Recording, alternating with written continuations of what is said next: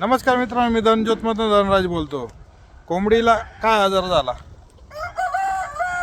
कोंबडी का सुस्त आहे, कशी ओळखायची, हजारमध्ये कशी ओळखायची, हे तुम्हाला प्रश्न पडत असेल तर बघा, मी जे ट्रिक्स वापरतो, आम्ही जे करतो, ज्या पद्धतीने ओळखतो त्याची मी तुम्हाला आज माहिती देतो. तर मित्रांनो, असं कोंबड्या फिरत असतात थोडं संध्याकाळी आणि सकाळी ते बाहेर आले, त्यांचं खाऊन पिऊन झालं तर मग ते काय करतात, खेळतात. आता हे यांचं कसं आहे, विरंगुळा आणि खेळू राहिले मस्त.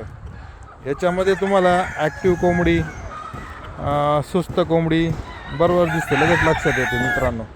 आणि शांत चालायचं यांच्यामध्ये, आपण जास्त फास्ट चालायचं नाही, खूप जोरात चालायचं नाही, एकदम हळूहळू स्लो चालायचं.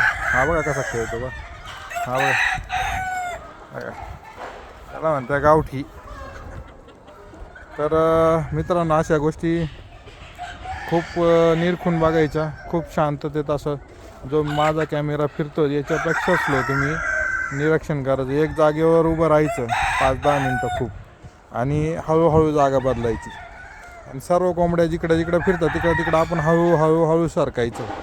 म्हणजे मग तुम्हाला जी सुस्त कोंबडी वाटते तिला उचलायचं, आणि तिच्यासाठी अँटीबायोटिक वगैरे सर्व गोष्टी त्या तुम्ही इंजेक्शन देऊन लगेच करू शकता. म्हणजे ती कोंबडी लगेच कवर होती.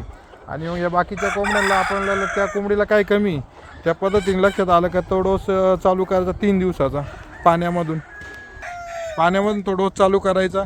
म्हणजे मग काय होतं का, आपल्या कोंबड्यांना पाहिजे तसा मोठा आजार येत नाही आणि प्रॉब्लेम होत नाही. आणि फार्म जे लोक म्हणतात खूप मेले, हे झालं ते, त्या गोष्टी घडत नाही. कारण ह्या गोष्टी करणं खूप गरजेचं आहे. आपण आता शेती करतो तर शेतात पिकांकडेला चक्कर मारतो, मुळ्या उकरून बघतो की काय झालं आहे, कसं आहे, झाडाला काय प्रॉब्लेम आहे, काय नाही, बुरशी आली का, काय बुरशीचा अटॅक आहे का, या सर्व गोष्टी आपण बघत असतो. क्लायमेट चेंज झाल्यावर आपण वेळोवेळेला ते पिकाला पाहिजे त्या पद्धतीने औषध वगैरे देत असतो, डोसेस देत असतो. तर त्या सेम तो प्रकार हा समजायचा, आणि तेवढं लक्ष देऊन करा. कुक्कुटपालन खूप चांगलं आहे, शेतकऱ्यासाठी खूपच चांगलं आहे. एक छोटासा सेटअप करून आणि स्वतः घरी सांभाळू शकता मित्रांनो. कष्ट नाही, काही नाही. एक वेळेस व्हिजिट द्या, आम्हाला भेट दिल्यावर आम्ही तुम्हाला प्रॉपर आणि प्रत्यक्ष सांगू शकतो. व्हिडिओ बनवून जितकं नाही करू शकत तितकं तुम्ही भेटून करू शकता. आणि शेतीला जोडधंदा काहीतरी पाहिजे, आणि हे गरजेची वस्तू आहे. आज लोक अंडे खाता, आता याच्याशिवाय पर्याय नाही. प्रोटीन मिळतं याच्यातून, कटिंगसाठी माल जातो, या सर्व गोष्टी होत असतात. त्याच्यामुळे हा बिझनेस कधीच बंद होण्यासारखा नाही. पाऊस पडू द्या, वारा येऊ द्या, क्लायमेट चेंज होऊ द्या, अचानक काही विषय नाही. याला फक्त तुम्ही मॅनेजमेंट पक्क ठेवलं, लक्ष जर चांगलं राहिलं तर याला कोणत्याच क्लायमेटमध्ये कुठलाच प्रॉब्लेम होत नाही मित्रांनो. थोडंफार तर होणारच आहे, शेवटी कोंबडी आहे ती, माणसासारखं तिचा जीव आहे. पण बिझनेस खूप छान आहे मित्रांनो.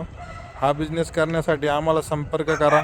आमच्या अनुभवातून आम्ही तुम्हाला काही आयडियाज देऊ शकतो. असं केल्याने हे होईल, काहीतरी नवीन गोष्टी करायच्या. ज्या आमच्या चुका झाल्या तर तुमच्या आम्ही होऊन देणार नाही. तर करा मित्रांनो.